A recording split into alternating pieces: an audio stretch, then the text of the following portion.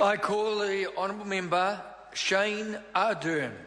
Mr Speaker, I totally agree with the previous speaker's comments when he said that we support the report from the Auditor General, and that's about where my agreement with the previous speaker's contribution ends. We do support this report. The Ministry of Primary Industries has accepted the report, and all 7 recommendations that the Auditor General has recommended are being implemented or already halfway through being implemented as we speak. Mr Speaker, it's without doubt that biosecurity is the biggest threat to the New Zealand economy, without doubt, and to the total social infrastructure and standard of living that we've become accustomed to. So biosecurity is a #1 issue for this government.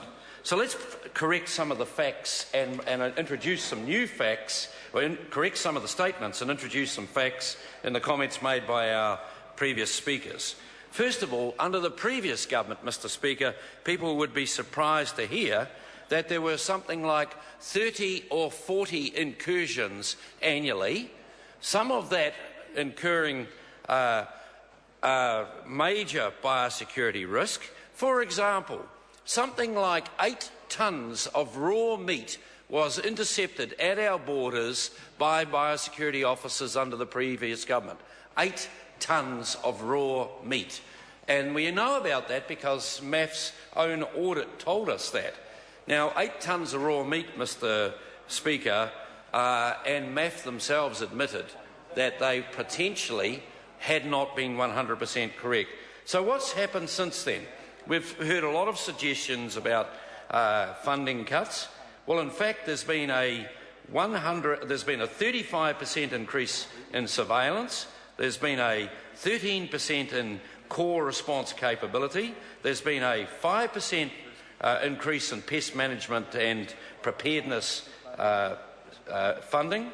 In fact, the funding has gone from $181 million in the 2007-8 year to $196 million for the 2012-13 year. That doesn't sound like a cut to me, Mr Speaker. In fact, that sounds like a substantial increase. So this government does take biosecurity very, very serious, Mr Speaker. And in fact, the government itself implemented major changes in regard to the way we deal with container devanning. Under the previous government, there was a major concern about the number of devanning sites. And I heard the previous speaker describe some of the processes in regard to devanning as being inadequate. He was right. And during the terrorist attacks overseas, 9/11 being the one that I guess gave the most focus, customs were required to carry out far greater levels of inspection than they ever had been before, and in that process they discovered the ability to use X-ray material or X-ray equipment that allowed a far greater surveillance of imported containers. So biosecurity were able then to, I guess to some extent, piggyback on the back of that and use that technology, which of course has meant a far higher level of surveillance.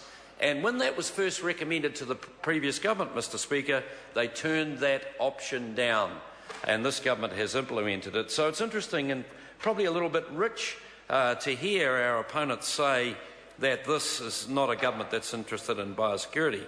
And the Minister outlined a whole range of areas where the government has beefed up biosecurity. The government industry agreements. The industries themselves hold a substantial amount of IP on biosecurity and are able to contribute, and where that's possible there are agreements implemented. The National Identification Scheme, where animals now are far more traceable than what they were in the foot and mouth scare or hoax of Waiheke Island.